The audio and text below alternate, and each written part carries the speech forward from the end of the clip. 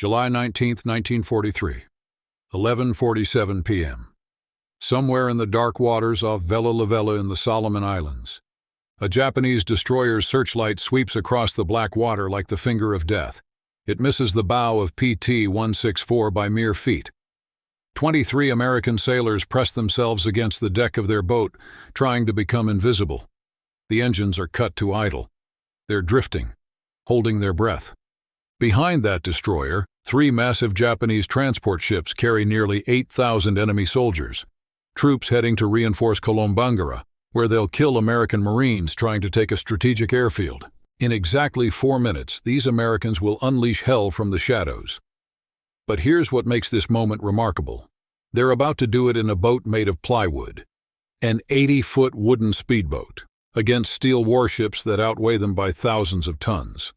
The Japanese had no idea what was about to hit them, because the United States Navy had been hiding a secret weapon, and that weapon was about to revolutionize naval warfare forever. This is the story of how small wooden boats took on the most powerful navy in the world and won. To understand what happened that night off Vella Lavella, you need to understand the desperate situation America faced in 1943. The Japanese owned the night. And I mean owned it. Since their devastating victory at Savo Island in August 1942, where they sank 4 Allied cruisers without losing a single ship, the Imperial Japanese Navy controlled darkness in the Solomon Islands. Their sailors trained for years in night combat. They could fight without radar, using only eyesight and practiced coordination. Every night they ran what they called the Tokyo Express, supply runs that moved troops and materials with near impunity once the sun went down. American forces called these runs the rat runs, and there was nothing we could do to stop them. The American Navy had bigger ships, better radar, more firepower. But we were losing the night war. Our admirals, trained in traditional battleship tactics, couldn't adapt fast enough. Our cruisers and destroyers designed for open ocean fleet battles were sitting ducks in the confined waters between these islands. Here's the brutal math. Every night the Japanese ran supplies and reinforcements to their island garrisons. American soldiers and Marines died trying to take those islands. Every transport that made it through meant hundreds more enemy troops with ammunition and food. Every successful supply run extended the war. Something had to change, and what changed everything was born from pure desperation and American ingenuity. Enter the PT boat, patrol torpedo boat. And yes, they were exactly as crazy as they sound. 80 feet long, 20 feet wide, built from laminated mahogany plywood, not steel. 3 Packard engines pushing them to speeds over 45 knots, faster than any destroyer in the world. They carried 4 torpedo tubes, a 20mm cannon, 4.50 caliber machine guns, and enough ammunition for about 15 minutes of sustained combat. After that, you better be heading home or heading to the bottom. When Chief Petty Officer Thomas "Tom" Harrigan first saw a PT boat in February 1943 at the training center in Melville, Rhode Island, his reaction was simple. I thought the Navy had lost its mind. He was a destroyer sailor fresh from convoy duty in the North Atlantic. The Navy had asked for volunteers for hazardous duty with experimental vessels, but wouldn't tell them what these vessels were. Only that the casualty rate was expected to be over 50%. Out of 200 volunteers, they selected 40. The first time Harrigan stepped aboard PT-164, he couldn't believe it. This wasn't a warship. This was a speedboat with delusions of grandeur. The hull was wood, in a war of steel and armor. There was no protection except some sheet metal around the bridge. One good hit from anything larger than a rifle bullet and they'd be matchsticks. But then he met his skipper, Lieutenant Commander Arthur "Mac" McPherson, and everything changed. Mac was 28 years old, ancient by PT boat standards. He'd been at Pearl Harbor aboard the destroyer USS Shaw when the Japanese attacked, fought at Midway, then volunteered for PT boats because, in his words, "I'm tired of being a target. Time to become the hunter." Mac understood something revolutionary, something that would take the rest of his crew weeks to learn. PT boats weren't meant to fight like conventional warships. They were maritime guerrillas, seagoing assassins who struck from ambush and vanished before the enemy could react. The commander who ran their training program at Melville was James Wild Jim Patterson. He'd survived the Philippines campaign and escaped Corregidor on one of the last PT boats out. And he had a simple training philosophy. The Japanese expect you to fight fair. Don't. They expect you to follow naval tradition. Don't. They expect you to be afraid of the dark. Make them afraid instead. He taught them that their greatest weapons weren't their torpedoes. They were surprise, speed, and sheer audacity. Think about what this meant. The entire U.S. Navy was built on traditions going back to John Paul Jones. Battleship tactics, line of battle, gun duels at thousands of yards, naval honor and courage. And here's this program saying, forget all that. You're pirates now. You attack from shadows. You hit and run. You don't fight fair. But here's the thing. It worked. Because the Japanese were playing chess while PT boats were playing a completely different game. PT boat crews were unlike anything else in the Navy. On a destroyer with 300 men, you might not know everyone's name. On a PT boat with 12 men, you knew everything. Who snored, who had nightmares, who could be counted on when things went to hell. PT-164's crew was a collection of misfits who would never have served together on a regular Navy vessel. Dutch Vanderberg, their executive officer, was a Yale mathematics professor who could calculate torpedo-firing solutions in his head faster than most men could work a slide rule. Charlie Mendoza had been building racing engines in Los Angeles before the war. He could make their temperamental Packard engines purr like kittens or roar like lions, depending on what they needed. Paddy O'Brien was their torpedo man, an artist with those mechanical fish. Each Mark 13 torpedo weighed 2,200 pounds and cost as much as a house. Paddy treated them better than most men treated their wives. These beauties, he'd say while polishing the bronze propellers, are the only reason the Japs will take us seriously. One shot, one kill, or we're just expensive target practice. The rest included 2 more gunners, an engineer, a cook who doubled as a medic, and 3 seamen who did everything else. Blacks and whites, city boys and farm kids, high school dropouts and college graduates. United by one simple fact, they were all volunteers who'd signed up knowing they probably wouldn't survive the war. Training at Melville was brutal and unforgiving. The Navy had learned from early PT boat losses that enthusiasm wasn't enough. They practiced high-speed attacks until they could launch torpedoes accurately while bouncing across waves at 40 knots. They learned to navigate by sound and instinct when tropical squalls reduced visibility to 0. Most importantly, they learned to think like pirates rather than sailors. But theory and practice are different from reality. And PT-164 was about to learn that the hard way. June 30th, 1943. PT-164 arrived at their forward base at Rendova. The base was nothing more than a fuel dump, some camouflaged Quonset huts, and a rough dock hidden under palm fronds. The first thing they noticed was the smell. Rotting vegetation, diesel fuel, and the sweet stench of tropical decay. The second thing was the sound of artillery fire from New Georgia, where Marines were dying to take the Munda airfield. Motor Torpedo Boat Squadron 9 consisted of 12 PT boats tasked with interdicting Japanese reinforcement attempts in the Central Solomons. The mission sounded simple: patrol the waters between major Japanese bases and sink anything flying the rising sun. The reality was far more complex. These waters were a maze of coral reefs, volcanic islands, and hidden Japanese strongpoints. The enemy had seaplanes for reconnaissance, coast watchers on every major island, and destroyer squadrons specifically trained to hunt PT boats. Their first patrol on July 5th was a disaster. 3 boats, including PT-164, attempted to intercept a Japanese convoy near Visu. They were spotted by an enemy float plane before they could get into attack position. Suddenly, 4 destroyers were bearing down on them with searchlights blazing and guns firing. They scattered like rabbits, racing through a gauntlet of shell splashes. PT-158 took a direct hit from a 5-inch shell and disintegrated, 12 men gone in an instant, blown to fragments along with their boat. PT-164 spent 4 hours dodging through reefs and islands before finally escaping. No torpedoes fired, no enemy ships damaged, and they'd lost a boat and crew. That night, huddled at Rendova Base, Mac gathered his crew together. "We learned something important today," he said quietly. "We can't fight them like destroyers fight each other. We're not built for gun duels. We strike from ambush or we don't strike at all. It was a hard lesson, paid for in blood, but it would shape every mission that followed. Over the next 2 weeks, they developed new tactics through trial and error. They learned to use the island's radar shadows to mask their approach. They discovered that shutting down 2 engines and running on one reduced their noise signature dramatically.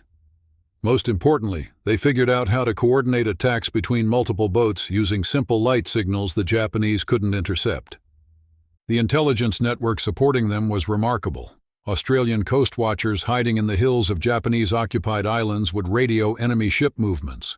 Native Solomon Islanders, risking execution if caught, would paddle their canoes out with information about Japanese positions. Sometimes they'd get decrypted intelligence from Pearl Harbor, giving them exact convoy schedules.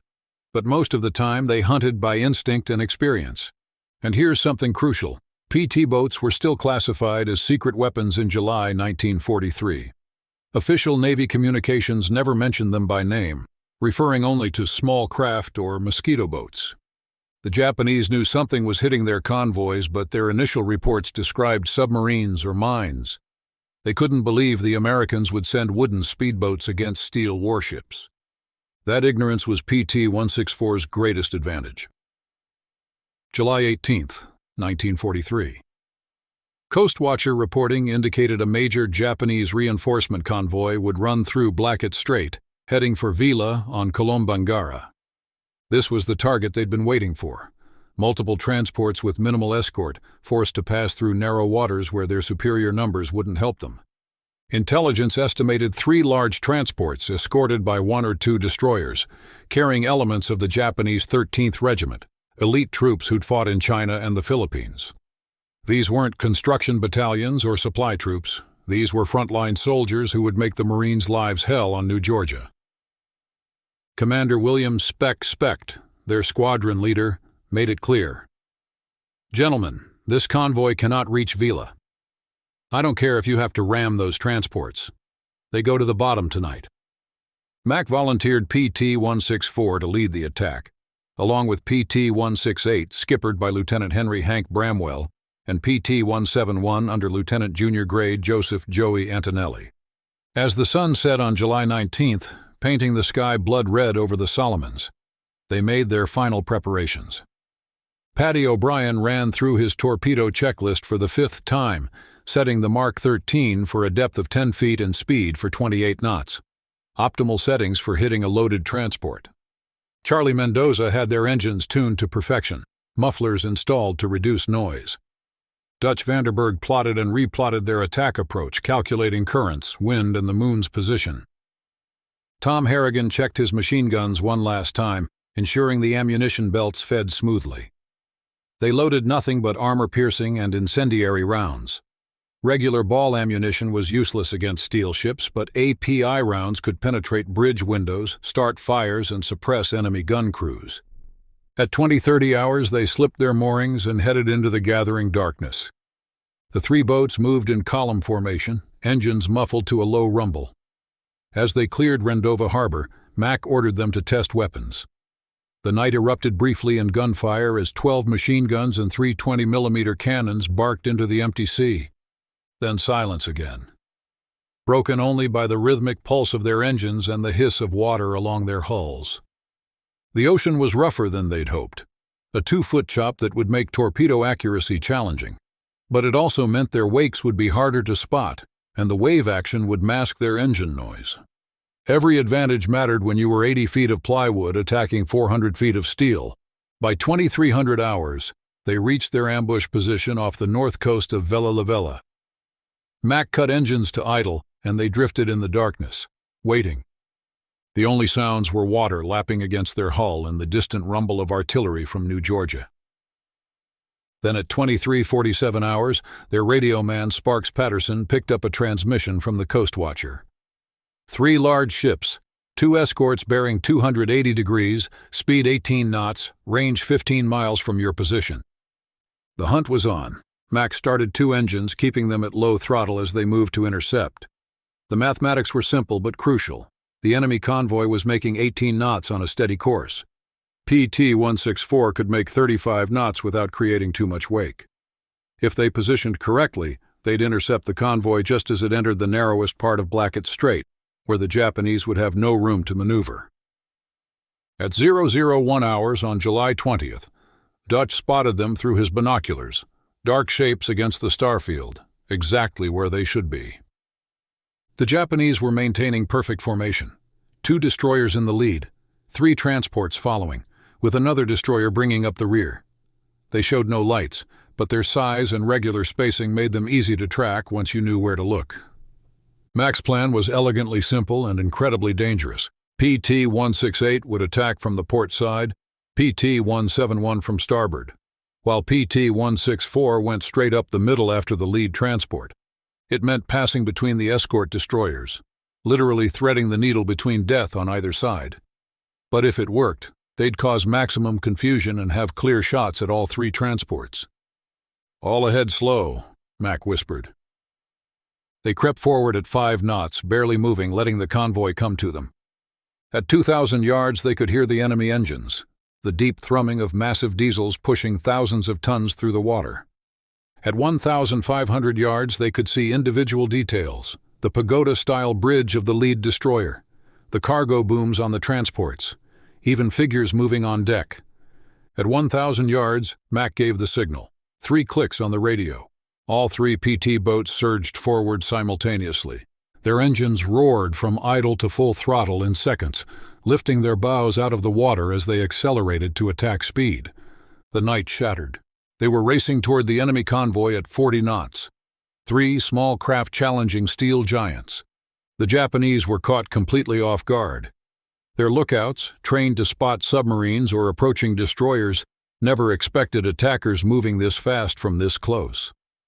PT-164 was inside their formation before they could react, racing between the escort destroyers at point-blank range. Tom Harrigan opened fire with his twin .5s, raking the bridge of the nearest destroyer. He could see his tracers punch through windows and ricochet off steel. "Fire 1! Fire 2!" Patty launched their first 2 Mark 13 torpedoes at 600 yards, impossibly close range where missing was almost impossible. The mechanical fish leaped from their tubes and splashed into the water, their propellers already spinning at full speed. Twin wakes of phosphorescent bubbles streaked toward the target. The first transport was a converted passenger liner carrying over 3,000 Japanese soldiers.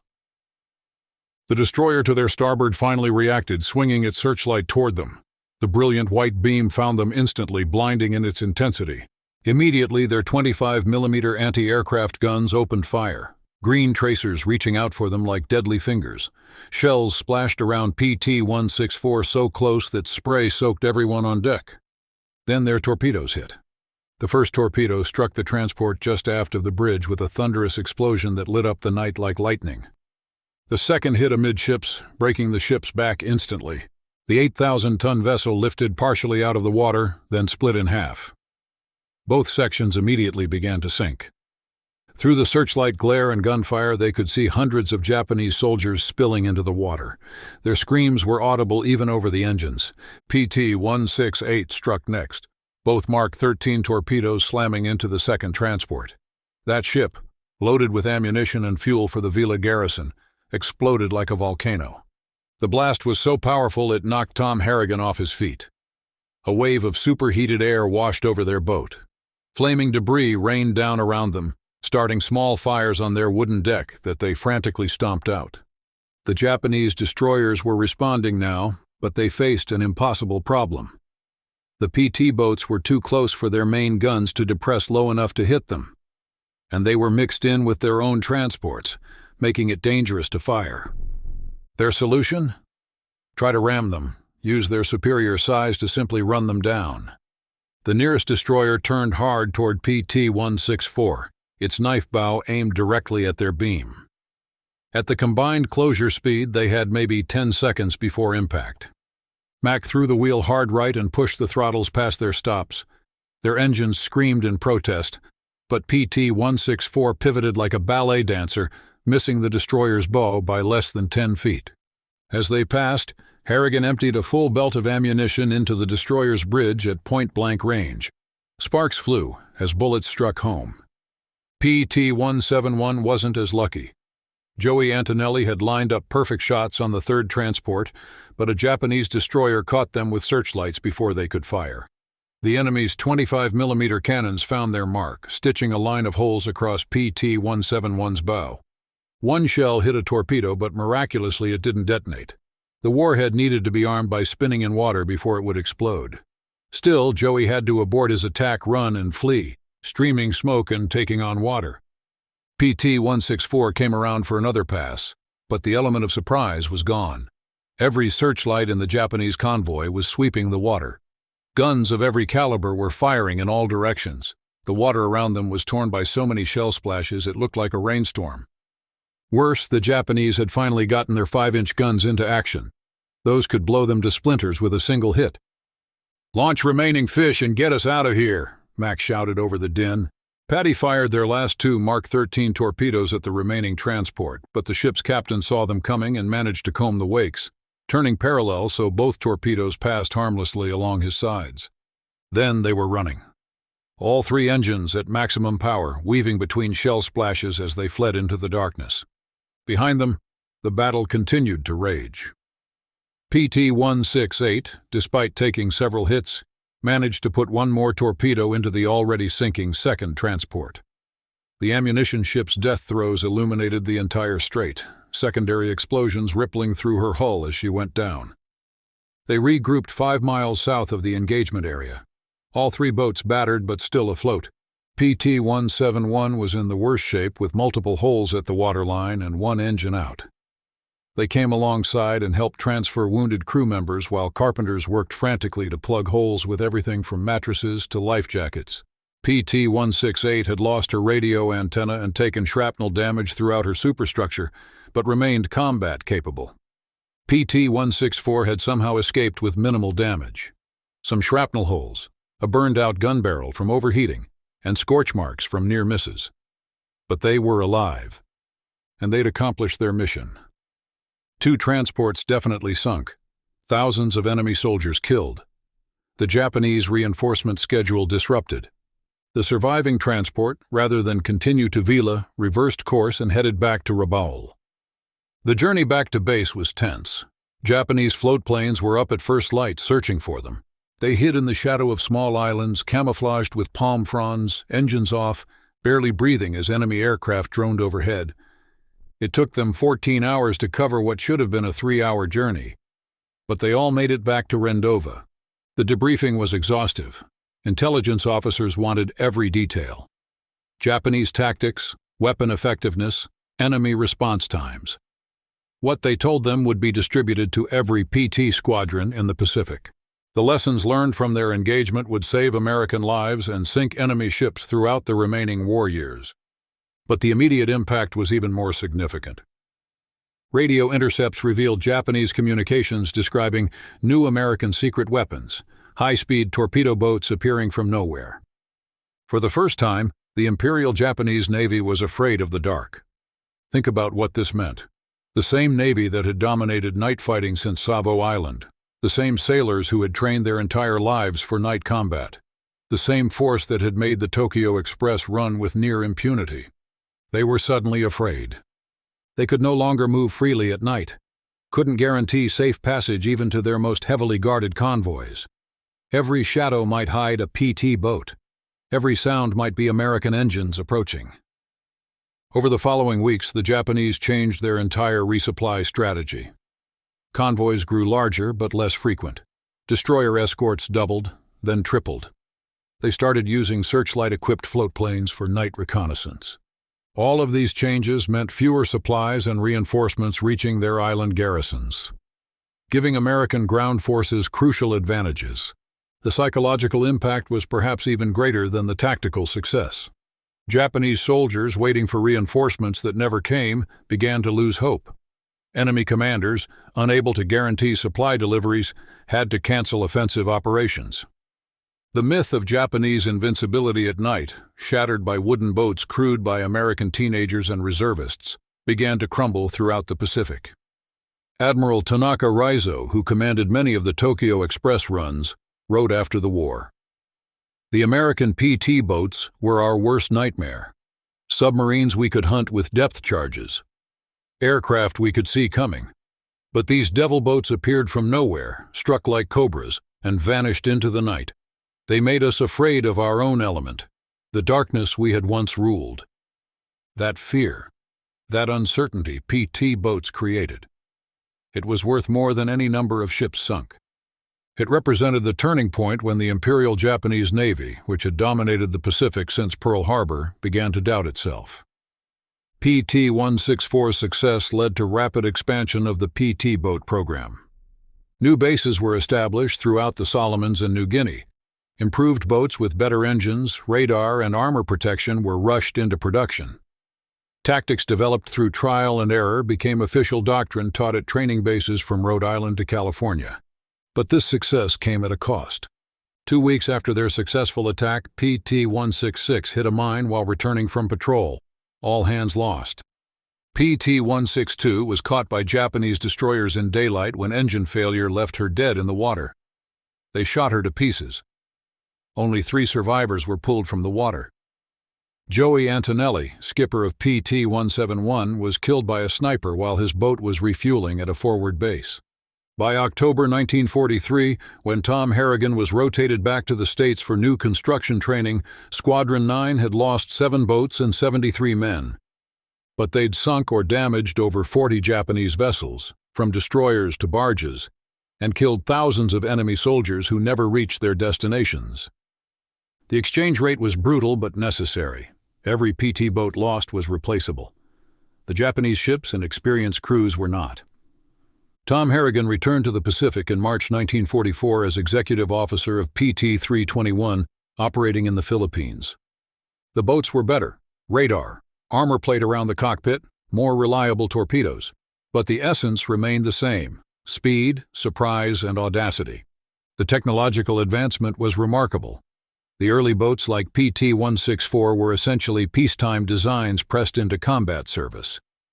By 1945, PT boats carried radar, rockets, advanced torpedoes, and even primitive guided missiles. But the core concept never changed: small, fast, deadly, and crewed by volunteers willing to take insane risks for their country. The Japanese tried everything to counter them: specialized hunter-killer groups, radar-equipped destroyers, even suicide boats designed to ram PT boats.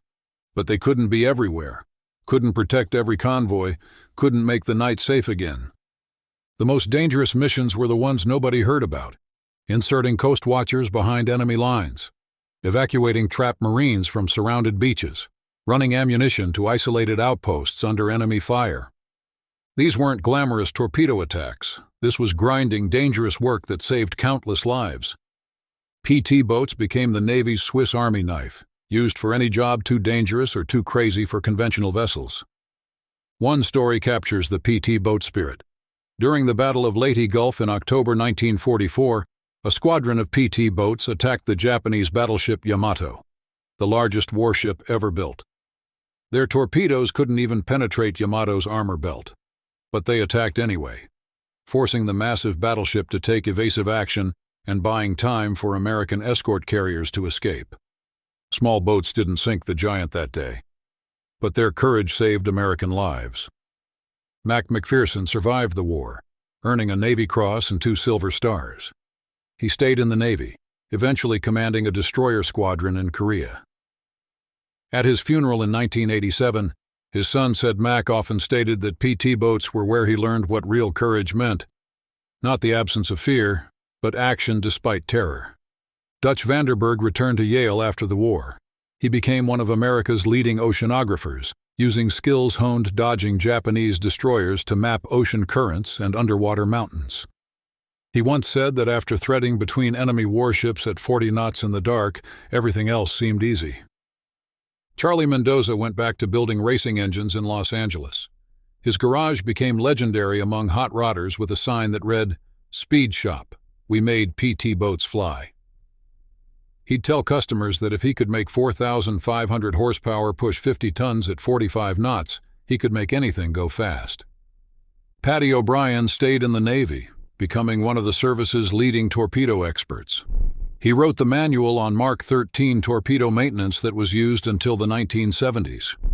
but he never forgot those torpedoes they fired that night off Vella Lavella. "Those were my fish that sank those transports," he'd say with pride.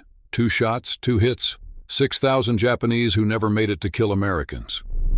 Tom Harrigan continued serving throughout the war and beyond. His account of that July night became part of the official history of PT boat operations. The PT boat story is often overshadowed by the bigger battles of World War II, Midway, Guadalcanal, Leyte Gulf. But for those who served on these tiny wooden warriors, they knew they'd been part of something revolutionary. They'd proven that technology and courage could overcome tradition and size. They'd shown that American sailors, many of whom had never seen the ocean before Pearl Harbor, could outfight the best navy in the world at their own game. The secret of their success wasn't really the boats themselves, though they were marvels of engineering. It wasn't their torpedoes, though when they worked, they were devastating. The real secret was the American spirit of innovation, the willingness to try something completely different when conventional methods failed. While admirals initially dismissed PT boats as toys, junior officers and enlisted men proved that toys with teeth could change the course of a war. Every time you see modern naval warfare, missile boats, stealth technology, asymmetric warfare, you're seeing the legacy of those PT boats. They proved that naval combat didn't have to be about battleships slugging it out at 20,000 yards. It could be about speed and stealth, about hitting where the enemy didn't expect and disappearing before they could respond. Every fast attack craft in today's Navy carries DNA from those plywood speedboats that terrorized the Japanese Navy. The impact of PT boats extended beyond the Pacific. When the Normandy invasion was planned, PT boats were included to protect the fleet from German E-boats. The lessons learned in the Solomons were applied in the Mediterranean, the English Channel, and even the rivers of Europe. American PT boat doctrine influenced naval thinking worldwide, inspiring similar programs in dozens of navies. Here's what makes this story remarkable. In July 1943, the United States was in a desperate fight for survival in the Pacific. The Japanese controlled vast territories. Their navy was experienced, well-trained, and dominated night fighting. Then 3 wooden boats, boats that shouldn't have worked, crewed by men who weren't supposed to win, changed everything. They proved that innovative thinking beats superior force, that courage matters more than armor, that American ingenuity could turn any disadvantage into an advantage. The Japanese phrase that entered their naval vocabulary in 1943 was simply mosquito boat terror, a fear that spread throughout their fleet. They had to assume PT boats were everywhere, had to plan for attacks that might never come, had to waste resources defending against threats that might be shadows. That psychological warfare, that constant uncertainty, was worth more than any number of ships sunk. The PT boat story is a uniquely American story. They took a British concept, powered it with Packard engines designed for aircraft, armed it with torpedoes originally designed for destroyers, and crewed it with civilians who'd never seen the ocean before Pearl Harbor. It shouldn't have worked, but it did, because they made it work through sheer determination and ingenuity. This wasn't about having the biggest ships or the most guns. This was about thinking differently, about being willing to challenge conventional wisdom, about understanding that sometimes the answer to a problem comes from a completely unexpected direction. The Japanese studied American naval doctrine for decades. They knew the battleships and carriers, the traditions and tactics. But they never imagined wooden speedboats armed with torpedoes challenging their steel warships. That failure of imagination cost them the Pacific War. In the end, PT boats weren't the secret weapon. American innovation was the secret weapon. The willingness to try something crazy. The courage to throw out the rulebook when the rules weren't working. The Japanese expected Americans to fight like Europeans, formal, traditional, predictable. Instead, they got maritime guerrillas who attacked from shadows and disappeared into darkness. Every PT boat engagement proved the same principle. In warfare, as in life, adaptability beats strength. Speed beats armor. Innovation beats tradition. This is why 3 wooden boats could sink steel warships carrying 8,000 soldiers. Not because the boats were superior, they weren't, but because the men crewing them refused to accept that small meant weak, that wood meant vulnerable, that unconventional meant wrong. July 19, 1943. That night off Vella Lavella changed naval warfare forever. When PT-164, PT-168, and PT-171 emerged from darkness and attacked that Japanese convoy, they weren't just sinking ships. They were shattering assumptions about how naval warfare had to be fought. The Japanese destroyer's searchlight that swept the water looking for them represented the old way of fighting: direct, conventional, predictable. The three PT boats hiding in shadows represented the future: unconventional, adaptive, revolutionary. Small wooden boats proved they could challenge steel warships because they refused to fight on their enemies' terms. They created new rules, new tactics, a new way of thinking about naval warfare. And in doing so, they gave America a crucial advantage in the Pacific War. The legacy of PT boats isn't just the ships they sank or the battles they won. It's the proof that American ingenuity, the willingness to innovate, adapt, and take risks, can overcome any enemy advantage. From those shadows off Vella Lavella, America's secret weapon emerged. Not boats, not torpedoes, but the innovative spirit of free people fighting for their freedom. And that secret weapon changed everything. If you found this story compelling, consider subscribing. We tell stories about the moments that changed history, the innovations, the risks, the people who refused to accept that things had to stay the way they'd always been. The PT boats showed that sometimes the answer to an impossible problem comes from thinking impossibly different. And that lesson? That's as relevant today as it was on that dark night in 1943.